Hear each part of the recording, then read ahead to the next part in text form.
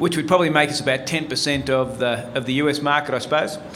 And notwithstanding the fact that we've got significantly less taxi cabs, we do have some economies of scale.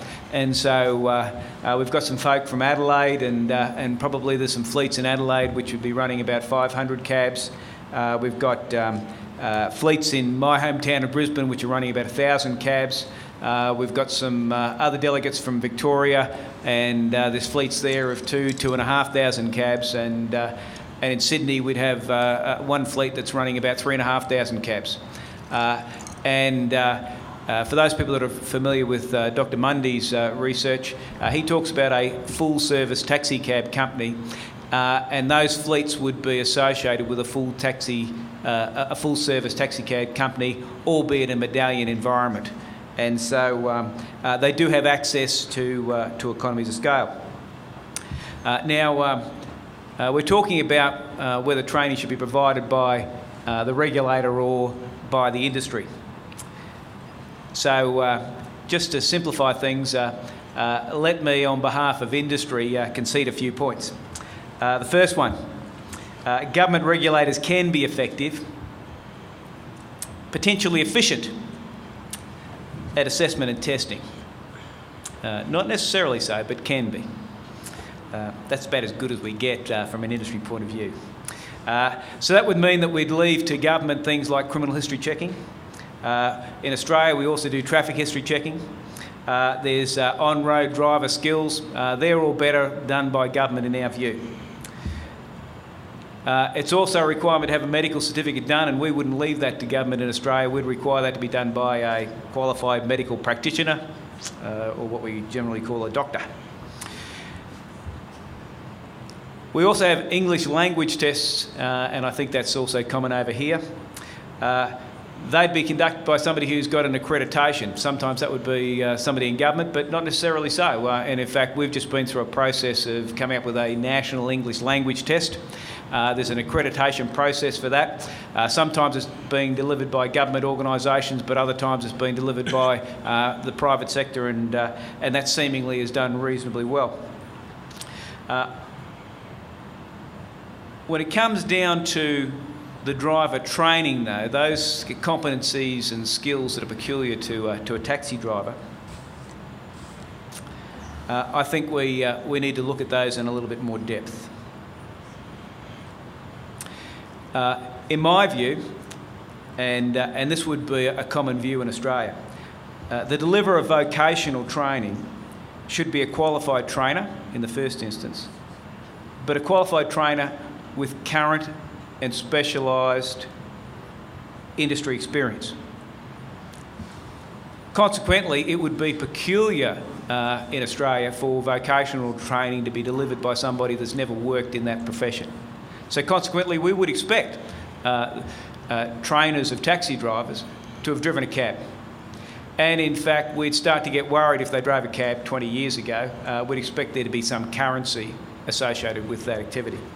Now, that's just not the taxi cab industry speaking. That is our view across a whole range of industries. Oops.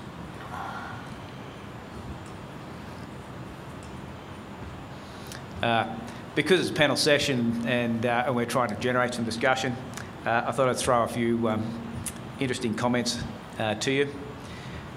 In our view, regulators should regulate, and industry service providers should provide services. When a regulator becomes a service provider, such as a training provider, the question can be asked, who then performs the compliance activity on that trainer? Who does the audit and who does the review? When the training is done by somebody in industry, whether that's a taxi cab company that's got some skills in training or an independent training provider, the regulator can perform that natural role of reviewing, auditing, making sure that the training is up to speed. It's difficult to imagine how the regulator regulates itself. And notwithstanding the fact that I know that regulators do get involved in training, we'd sort of say that there's a better way. Also throw out another proposition to you. In our view, regulators do not have a monopoly interest in the quality of taxi drivers.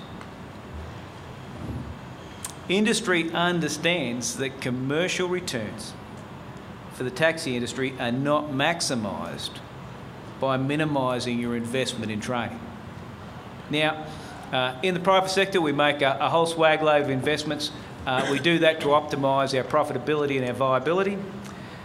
Training is just another investment decision.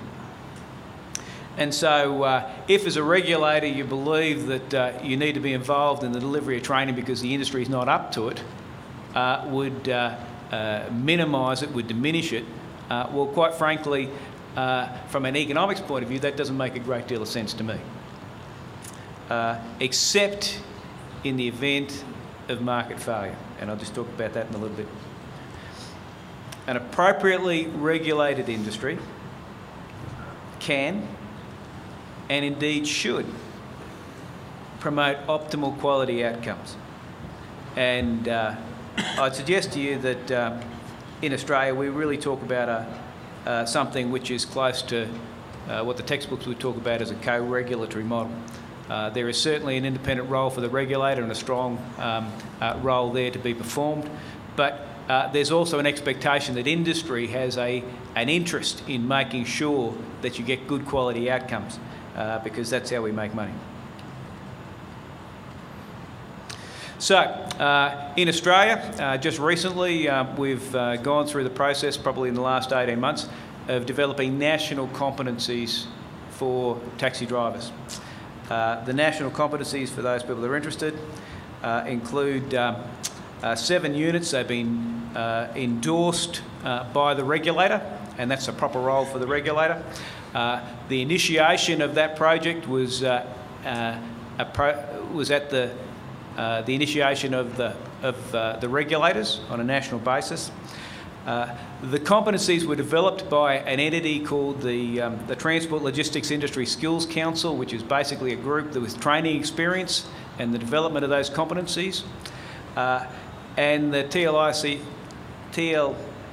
ISC developed those competencies in collaboration or cooperation with not only the regulators, but also industry in terms of the taxi cab companies that would be engaging the taxi drivers, and also the trainers that would deliver those skills.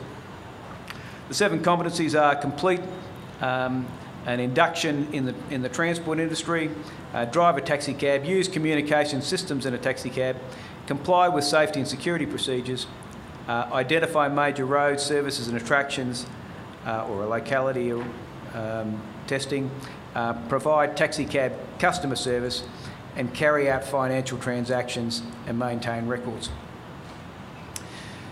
So the role of the regulator then is in training is quite clearly, from my view and from an industry point of view, to set the standards of what's required.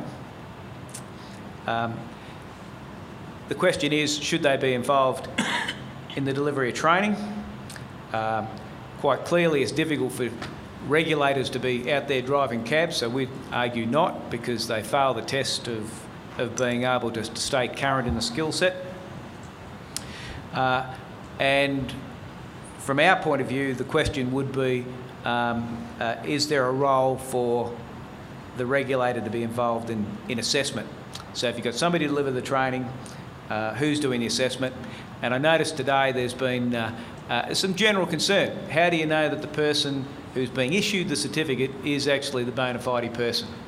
And so essentially, it's not so much who delivers the training, it's how do you ensure there's integrity in the process, that the certificate is being issued to the right person when they front up with that certificate. As a regulator issuing an authority to drive a taxi cab, how can you be confident that person has the competencies? Really, it's the issuing of a certificate to a bona fide person.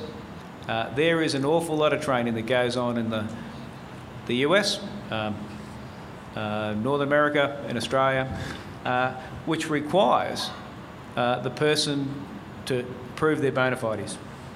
I would suggest to you that the real question as to whether the assessment is done by the regulator or whether it's done by the trainer or by the industry comes down to probably a number of questions. And it comes back to what interest each has in the industry, what stake they have in the industry, and how the industry is structured. So, the questions for me would be, who handles the complaints? If all the complaints are going to the regulator, then the regulator's got a great stake in the quality of the drivers, and quite clearly that stake is more important than the industry's own stake. In my home state, I think our state regulator received 250 complaints last year. The industry moved 85 million people. Most people weren't complaining to the regulator, they were complaining to the taxi cab company.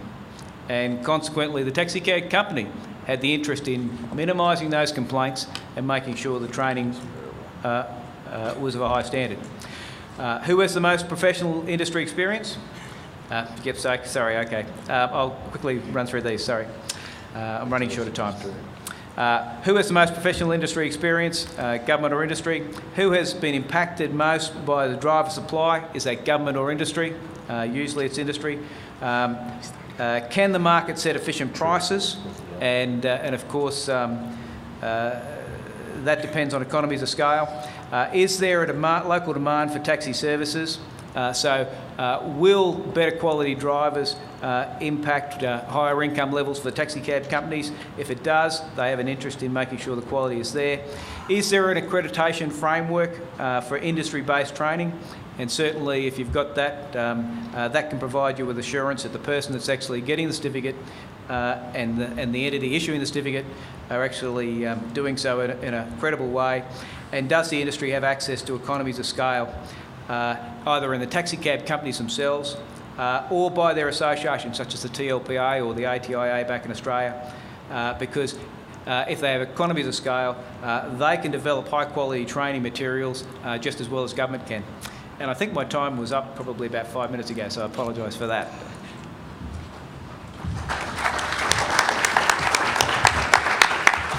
And thank you, Blair.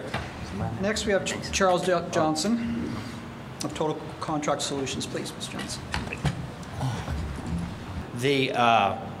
The topic of our panel is where to draw the line, and we've been really hearing a lot of things. Toronto does 17 days of classroom. We've got web-based programs, and so one of the things we wanted to try to pull together was, how much training should we really do? Who should do the training, and what approaches we should be taking to the training. So I put together a few of the options from my experience and a little bit about my background. I do consulting on training programs and provide training. We've been doing that since 1995 to regulatory agencies that provide training, helping them design their programs. Also to regulatory agencies that don't provide the training, but they regulate the training, either through regulations or through an RFP franchise process. So they're defining the framework of the training. And for companies as well, taxi cabs, also paratransit and other industries. We've worked with TLP on their web-based training program. But we also do direct training. So we're in that role of being the trainer of drivers on behalf of regulators that do the training. So having seen these various perspectives, I've tried to kind of put it in some perspective to help in decision making. And the first thing is, you'll notice that I've titled this screening